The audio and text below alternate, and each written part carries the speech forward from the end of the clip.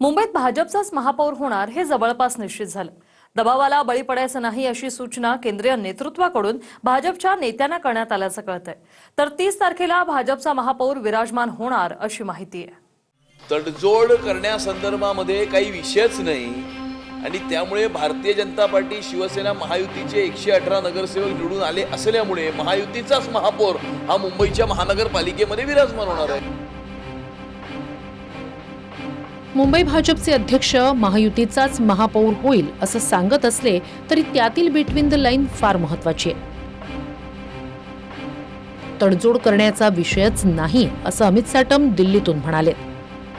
अर्थ स्पष्ट आहे, मुंबईत 89 नगरसेवक जिंकून आलेल्या भाजपचाच महापौर होईल।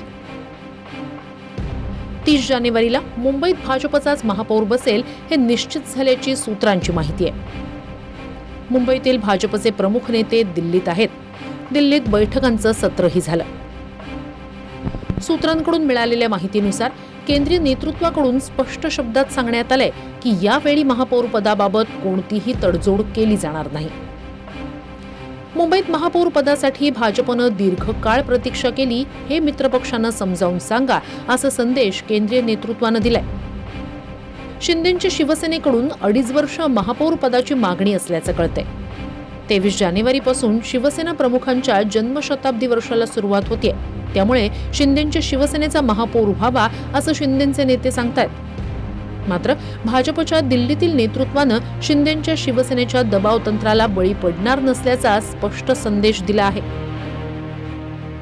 तडजोड करण्यासंदर्भामध्ये काही विषयच नाही आणि त्यामुळे भारतीय जनता पार्टी शिवसेना महायुतीचे 118 नगरसेवक निवडून आले असल्यामुळे महायुतीचाच महापौर हा मुंबईच्या महानगरपालिकेमध्ये विराजमान होणार आहे।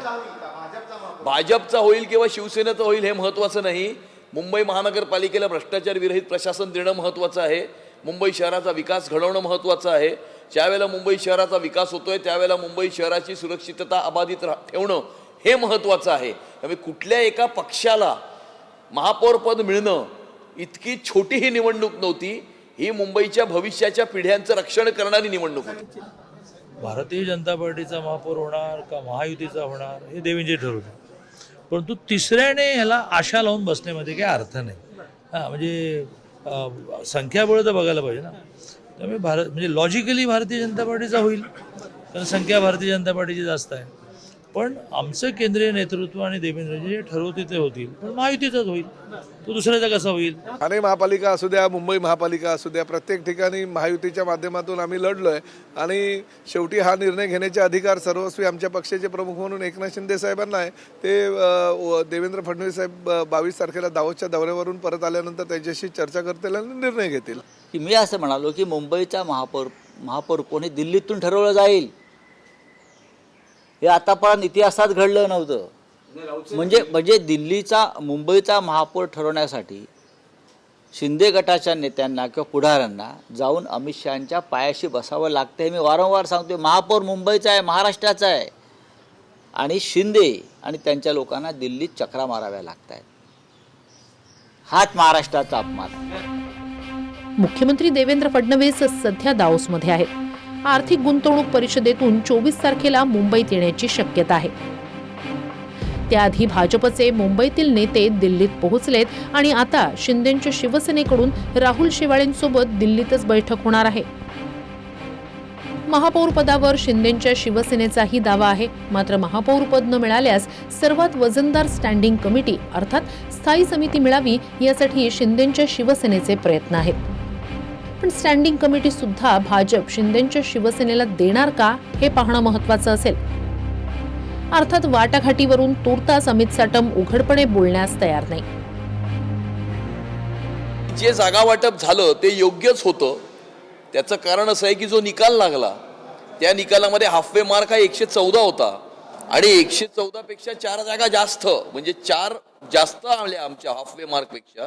त्यामुळे 118 जागा जिंकून महायुती एक स्पष्ट आणि पूर्ण बहुमत महायुतीने प्राप्त केलेलं आहे। शिवसेनेची मागणी आहे की सेना आणि भाजपमध्ये मागच्या 25 वर्षापासून जो फॉर्म्युला सत्ता वाटपचं सुरू आहे तेच पुढे पण सुरू असायला पाहिजे।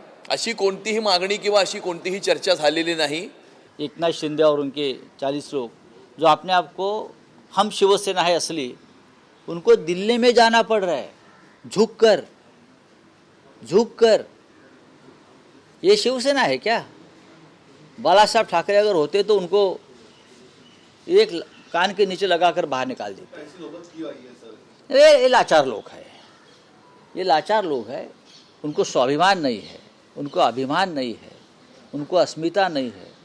बस उनको सिर्फ सत्ता चाहिए और सत्ता के लिए दिल्ली के तलवे चाटने के लिए लोग तैयार हैं।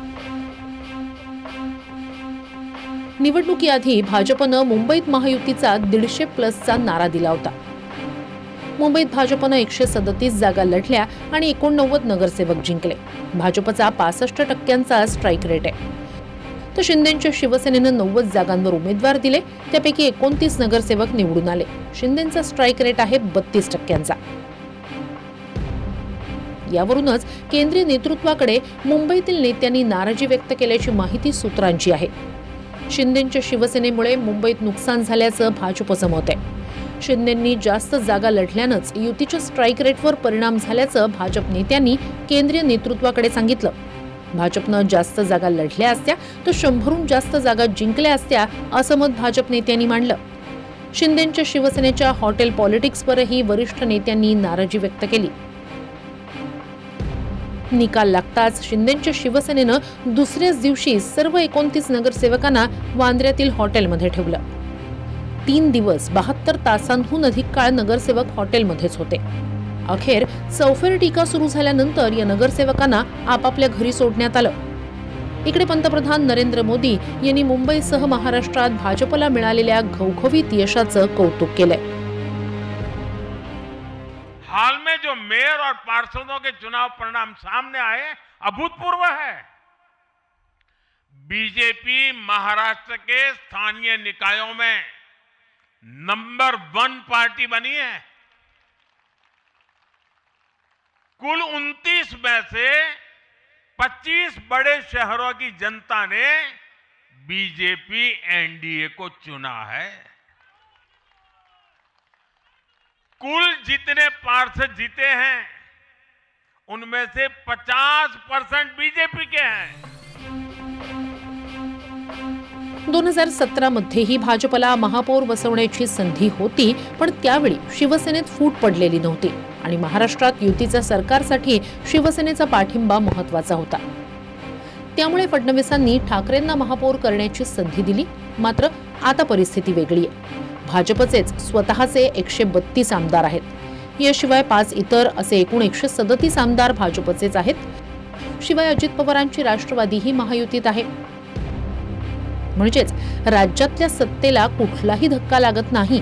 त्यामुळेच मुंबईत महापौर पदासाठी भाजप दबावाला बळी पडणार नाही असं चित्र आहे.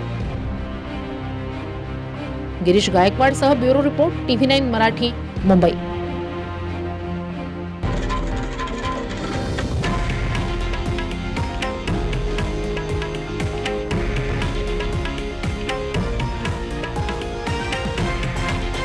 हे आहे देशातील नंबर 1 न्यूज नेटवर्क आणि आपण पाहत आहात TV9 मराठी, एकमेव.